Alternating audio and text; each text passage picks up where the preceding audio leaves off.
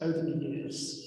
As I think you may have heard, I'm afraid I wasn't able to be with you at the beginning of the day, but as I think you may have heard, it was created for the Festival of Britain. And for a long time, I thought it was a very peculiar choice for something which is meant to be festive. A very, very graphic crucifixion didn't seem to be sending quite the message which the festival was hoping to send. But as we've lived with it over the years, I've recognized that it was a very profound choice for all sorts of reasons. Because, of course, Feibusch's life was forged in pain and suffering. And the Festival of Britain came out of pain and suffering. And so this is the crucifixion, which was the precursor to the resurrection of the building, and the precursor to the resurrection which was inspired by and sort of led by the Festival of Britain. So now it does make enormous sense. And it makes particular sense to us during Holy Week and on Maundy Thursday and Good Friday, when we remember and we reenact the story. And I always refer people to the crucifixion that we have.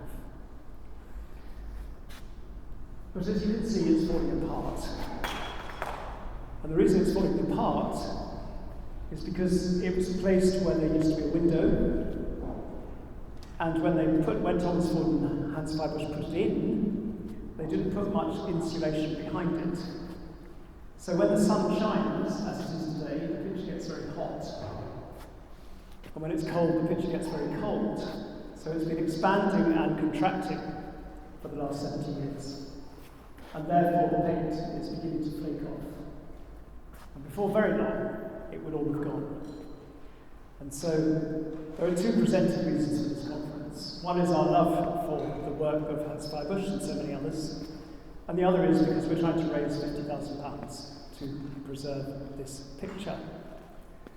I'm very glad we have Claudia Fiochetti with us today. She's our conservator, and she's going to speak to us in a moment about what she's planning to do. But we are looking for donations. We've raised about £25,000 so far from the Heritage of London Trust, to whom we're very grateful, and also a family trust called the Kirsch Foundation. We will be circulating a link after this conference, and any donations that you can make will be very happily received. And if you know people who know people who know people who would be interested in that, please use your contacts to help us get to the 50,000 so that we can preserve the Feibusch for posterity. Now I'm going to ask Claudia to come and speak about what she's planning to do to the picture.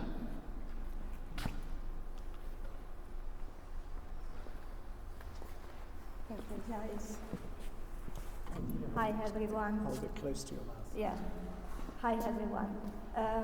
As Giles already anticipated, the problem with this painting is the thermal performance of it. So before my intervention, this will be improved, installed some more convenient thermal protection behind it. After that, I will deal with the painting, and I'm very honored to work on it, because we as conservators, we work with many artifacts in our life. Each of them are unique, but some of them are very special, and this is one of the cases. What really is failing in this case is not the painting layer, which has been mentioned in his book by Feibusch.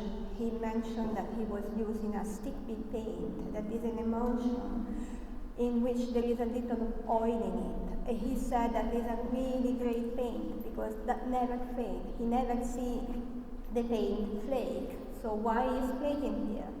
It's flaking because what is fading is the background of the painting, is the preparation layer. The painting is on a panel that is mainly based with gypsum. On the top of it, there is another layer, really fine gypsum, and two ground layers. It's the first ground layer that is fading because with the expansion and contraction with the temperature is failing to stay attached to the ground. And that take with it also the painting layer. So what you are going to see, these little white spots are losses already, and some of them are around overpaint, because this painting has been already restored and had some more intervention in the past, because it's an issue that probably is quite a long lasting issue.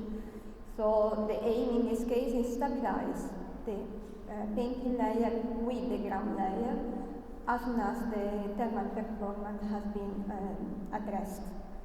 And then I will clean the painting. That you could see also around the frame. There is this little splash of black that is there, and pollutant that is coming in a preferential way, because around the frame there is a little gap sometimes, and that is the air that took in the dirt and the dust, the pollutant from outside.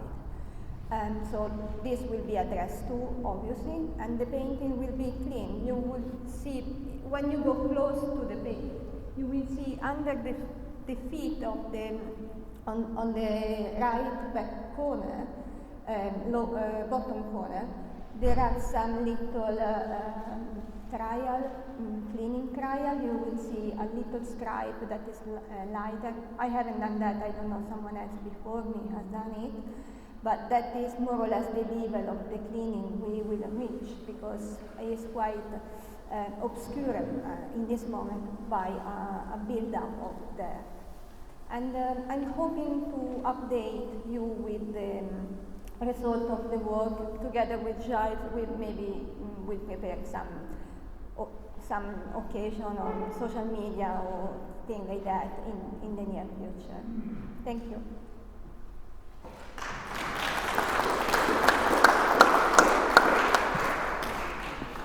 Thank you so much, Claudia, for that. And it's been very good working with you over the past few years, and also with our advisors, working with a very excellent advisor, some of you may know, called Tobit, who's helped us understand more deeply what's going on in the picture.